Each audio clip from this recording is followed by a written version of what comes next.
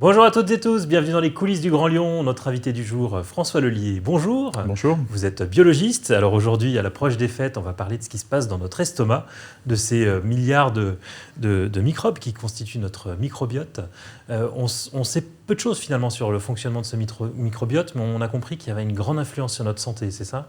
Tout à fait. Alors les connaissances ont évolué, hein, donc on commence à connaître de plus en plus de choses sur ce partenaire hein, qui vit avec nous. Hein. Je dis ce partenaire, parce qu'en fait, ces communautés de micro-organismes, hein, qui sont constituées principalement de bactéries, sont vraiment un allié hein, pour notre santé et pour le fonctionnement de notre corps. Hein.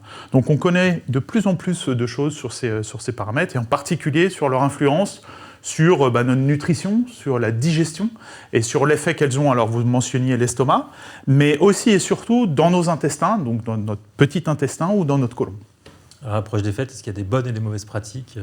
Eh bien, la bonne pratique, c'est ce que vous entendez régulièrement, c'est qu'il faut, alors évidemment, ça va être les périodes de Noël, donc on va faire des excès, mais l'idée, c'est de garder une diversification de tout ce qu'on mange pour, avoir les meilleurs éléments qui soient fournis pour notre corps, certes, mais aussi pour ces alliés qui nous aident dans notre physiologie. Donc pendant une période de fête où on va passer beaucoup de temps à manger, pensez à diversifier aussi ce que vous allez picorer sur la table. C'est-à-dire que notre microbiote est constitué de centaines de bactéries différentes et en fonction de ce qu'on va lui donner à manger, on va développer certaines bactéries ou pas. Donc il vaut mieux des régimes alimentaires extrêmement variés. C'est ça. Ce qui a été mis en place, ce sont des études qui ont été réalisées chez l'homme, c'est une corrélation très forte entre diversité des nutriments, diversité des aliments qui sont ingérés et la diversité des espèces bactériennes qui peuplent notre microbiote. Et avoir une diversité dans notre microbiote, c'est comme une société, c'est très bien d'avoir de la diversité, ça fournit une bonne santé à cet écosystème bactérien qui va du coup pouvoir nous accompagner dans de nombreuses fonctions. Et donc, pour favoriser cette diversité dans cette communauté bactérienne, il faut favoriser du coup différents éléments différents dans la nutrition pour alimenter ces micro-organismes et donc en retour les aider à nous aider. Donc ça ne me plaide pas pour une alimentation type vegan, par exemple.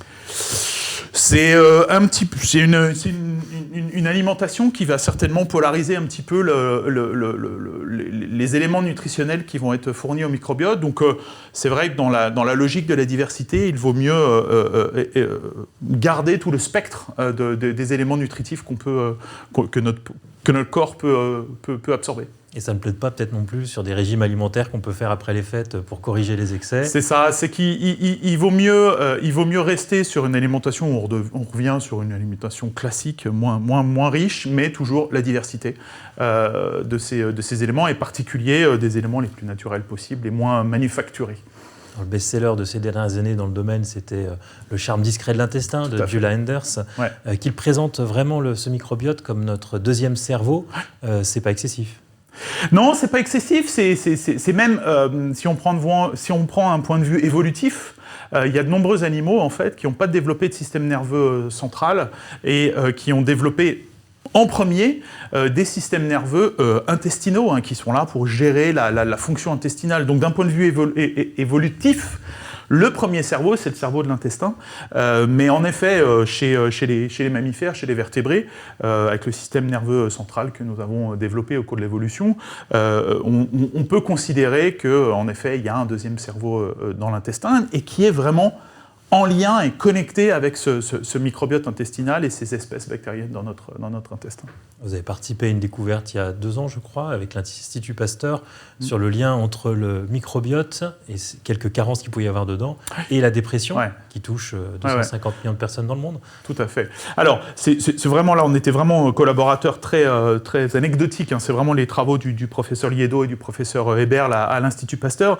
Et avec des modèles animaux, ils ont clairement étudié des liens entre composition du microbiote intestinal et et altération du comportement, et en particulier renforcement de comportements dépressifs. Alors, le microbiote intestinal n'est pas à la cause, enfin les résultats de l'étude mettaient en évidence que le microbiote intestinal n'est pas la cause de ces altérations du comportement, mais avait un effet d'entraînement et d'exacerbation d'un phénotype, d'une caractéristique dépressive des animaux. Et ils ont pu mettre en évidence qu'en corrigeant ce microbiote intestinal, en rajoutant des souches, en particulier les souches qu'on étudie au laboratoire, c'était le principe de notre collaboration dans cette étude, ils ont pu mettre en évidence que ces corrections, donc à l'aide d'une bactérie, permettaient d'améliorer le syndrome dépressif de ces animaux. Donc de là à l'application, on en est encore loin, mais on est dans un processus de recherche fondamental sur la compréhension de l'effet, en l'occurrence d'une bactérie, sur un paramètre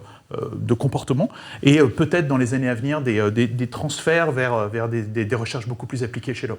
Donc on pourrait imaginer remplacer les antidépresseurs par finalement des gélules de bactéries. Alors j'irai pas jusque-là, je pense qu'on ne remplacera jamais la pharmacopée pharmaceutique par des éléments microbiens. Par contre, il est très important de garder à l'esprit qu'il y aura très probablement dans les années à venir, ça commence dans certains domaines, des compléments de thérapie à l'aide d'organismes vivants, d'organismes microbiens, des bactéries, donc ce qu'on appelle classiquement les probiotiques, mais des nouvelles générations de probiotiques qui ont été étudiées par la recherche et où les mécanismes d'action et les effets de ces micro-organismes, de ces bactéries sont identifiés. Donc je ne pense pas qu'on remplace les molécules qui sont très efficaces à l'heure actuelle, mais je pense qu'on va pouvoir complémenter leur activité et leur action avec ces micro-organismes et certaines souches de bactéries en particulier.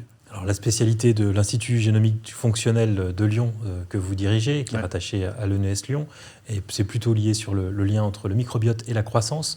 Vous avez notamment fait des découvertes auprès des enfants malnutris et constaté que la malnutrition était aggravée par des déficits au sein du microbiote. Alors, juste pour repositionner, donc oui, en effet, je dirige l'Institut génomique fonctionnel de Lyon, mais au sein de cet institut que je dirige moi-même aussi une équipe de recherche qui est focalisée sur l'étude entre nutrition et microbiote. L'Institut, globalement, étudie les bases fondamentales du développement, de l'évolution et de la physiologie des animaux. Au sein de cet institut, mon équipe se focalise sur la thématique que vous avez mentionnée. Et on a en effet caractérisé il y a quelques années, à l'aide d'organismes modèles, donc on n'est pas en clinique, on ne travaille pas encore chez les humains, on est vraiment encore une fois dans une démarche fondamentale de compréhension du vivant à l'aide d'organismes modèles, donc des animaux en l'occurrence, et on essaye en effet de comprendre le lien entre sous-nutrition, altération de la croissance, ce lien est très marqué et très, très bien établi, et on essaye de comprendre comment le microbiote intestinal façonne cette relation entre sous-nutrition infantile et altération de la croissance. Et donc on a mis en évidence que, comme vous l'avez dit, certaines configurations du microbiote intestinal sont associées à une altération de la dynamique de croissance chez l'enfant, chez le juvénile, chez l'organisme juvénile. Et on a pu mettre en évidence que, comme je le mentionnais tout à l'heure pour la dépression, des traitements à l'aide de micro-organismes, donc là encore chez l'animal, des traitements microbiens à l'aide de souches de bactéries, permettent d'améliorer la réponse de l'animal lorsqu'il est sujet à une sous-nutrition. Donc l'idée qu'il y a derrière, c'est d'essayer de comprendre les mécanismes, essayer de mettre en évidence des micro-organismes qui vont peut-être permettre d'optimiser la réactivation d'une dynamique de croissance chez des individus qui sont en sous-nutrition lorsqu'on les renourrit. Parce qu'une renutrition simple ne suffit pas à réenclencher un système de croissance sain. Donc l'idée, c'est vraiment d'attaquer sur une renutrition, évidemment, couplée avec un traitement bactérien pour essayer de faire de refonctionnaliser, de réactiver un microbiote intestinal sain dans ce contexte-là. On en vient à votre dernière publication. C'était important de passer par toutes ces phases pour qu'on puisse bien la comprendre. Ouais. Mais votre dernière découverte, c'est un nouveau modèle d'étude. Ouais. Vous avez réussi à réduire le nombre de bactéries dans un microbiote pour pouvoir évaluer plus précisément lesquelles ont un effet. C'est ça.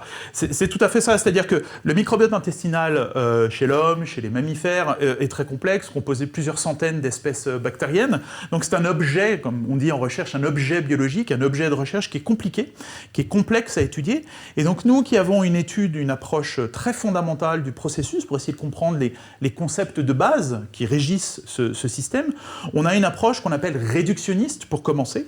C'est-à-dire qu'on va diminuer la complexité de notre système système d'études. Donc là, en l'occurrence, au lieu d'étudier un animal qui va être composé de centaines d'espèces bactériennes, en fait, on a testé si des animaux qui étaient colonisés qu'avec une communauté simple d'une quinzaine de bactéries avaient les capacités de se développer, de fonctionner quasi normalement. Alors, en laboratoire, ces animaux se développent bien et fonctionnent bien, et donc ça nous permet, quand ils ne sont pas challengés, ça nous permet d'étudier la biologie de ce système, qui est plus simple que le système naturel, pour essayer de comprendre comment le système fonctionne, pour essayer d'aller avancer dans le processus d'acquisition de connaissances entre recherche fondamentale et recherche plus appliquée sur des pathologies plus tard. Vous avez parlé plusieurs fois d'animaux. Il s'agit de recherches qui sont effectuées effectivement sur ces animaux. Ouais. C'est une étape indispensable aujourd'hui. Tout à fait, c'est une étape indispensable et il est très important de noter que nous sommes évidemment sujets à une législation européenne extrêmement performante, extrêmement pointue sur ces aspects-là. Et donc, en effet, ces outils sont vraiment des outils essentiels à la recherche fondamentale, mais aussi à la recherche biomédicale et à la recherche appliquée dans nos approches. Donc on aura compris que pour ces fêtes de fin d'année, il faut faire attention à son alimentation, mais aussi à son microbiote. Tout à fait. François Lelier, je vous remercie. Et puis moi, je vous dis Merci. à demain pour une nouvelle émission des coulisses du Grand Lyon.